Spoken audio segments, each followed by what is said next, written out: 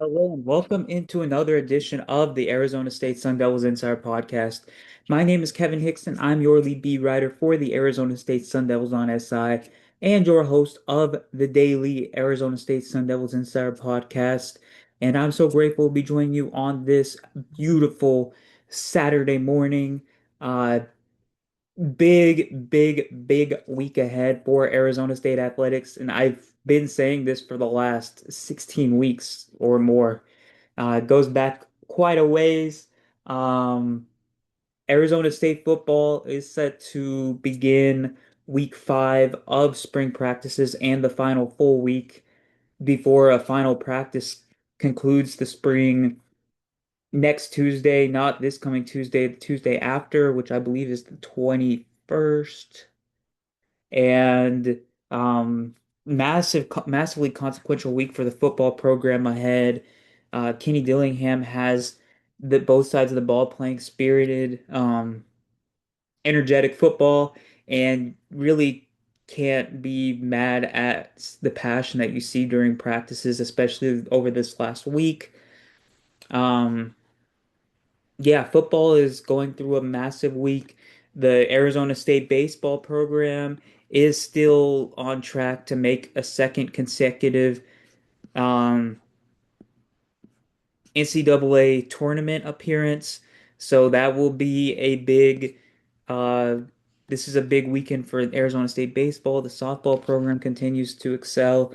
There's a lot going on. The women's basketball program officially picked up Ruby Whitehorn via the transfer portal. McKenna Brackens and Deb Davenport both announced that they are returning for another season. And that leads me into the segue into my main point of discussion in today's show, which will center around the chances that Arizona State has to retain key players from the 2025-26 team.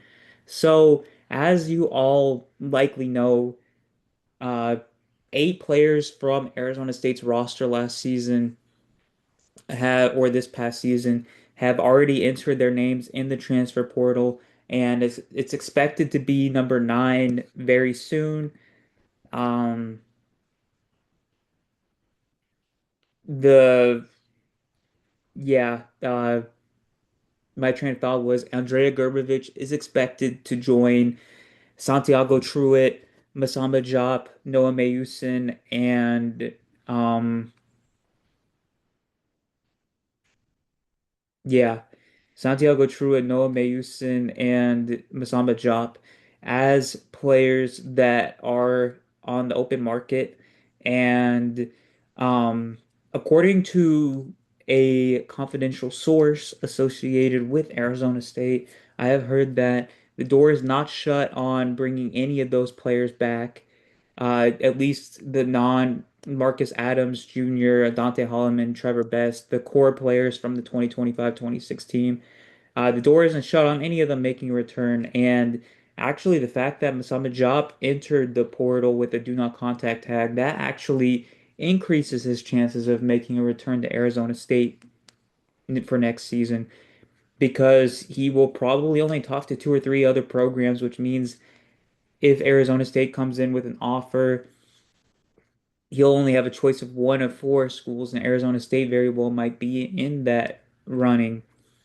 Um, I won't say that there's an exceptional chance that job stays, but there are several reasons why he would likely think about making a return. One, he's already beloved in Tempe. He would be the centerpiece of the next rendition of Sun Devil basketball, and there's very little uh, room to debate that he would be the face of Arizona State basketball. He'd have a chance to etch himself into Arizona State history rather than be just another guy at a Gonzaga or a St. John's.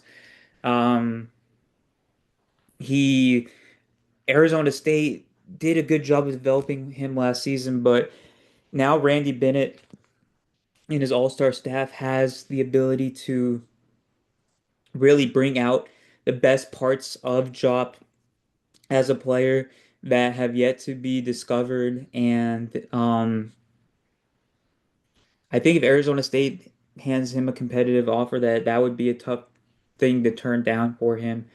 Uh, Even with Rick Pitino and Mark Few and potentially other high-profile coaches also being interested in him. Um, I'd give it probably a 20% chance of happening of him withdrawing his name from the portal and remaining at Arizona State. Not a real high percentage, but I'm not going to say that it's close to zero. Noah Mayusin, that one, Noah Mayusin's a little harder to gauge because I believe that he probably did play well enough to garner a pretty hefty deal somewhere else. And also seeing the way that Randy Bennett's recruiting, going after Dylan Shaw, which is confirmed, going after, rumored to be going after Finley Bizjack and um, Joel Foxwell, potentially going after Mikey Lewis. I think that he's going for a lot of players that share similar skill sets to Mayusin. I do think that keeping Mayusin would be very valuable because, I mean, we've discussed this at length. He's one of the best individual defenders that Arizona State has had alongside Jop. They are two of the best individual guys in recent years of Arizona State basketball. Mayusin's 6'5". He can play the one and the two. He can guard one through three. He has incredible instincts on both sides of the ball, chops as a secondary playmaker, and his scoring ability really flashed at some points, but he can really take a step forward in a system like Randy Bennett's. I'd probably give it a 40% chance in terms of the chance that Mayus makes a return, but we'll see what happens. I think everything will work out the way that it's supposed to. And as for Santiago Truitt and Andrea Gerbovic, Gerbovic is expected to enter the portal, but he hasn't officially yet.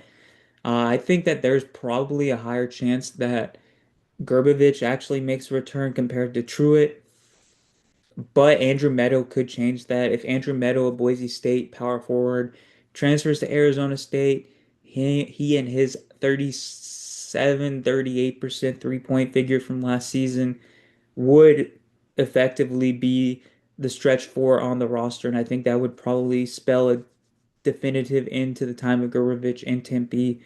As for Truitt, I think that the things that he brings to the court are very unique and they'd be valuable to the 2026-27 Arizona State roster. But we'll see. We'll have to see what Randy Bennett does in the portal when looking for a player of his archetype.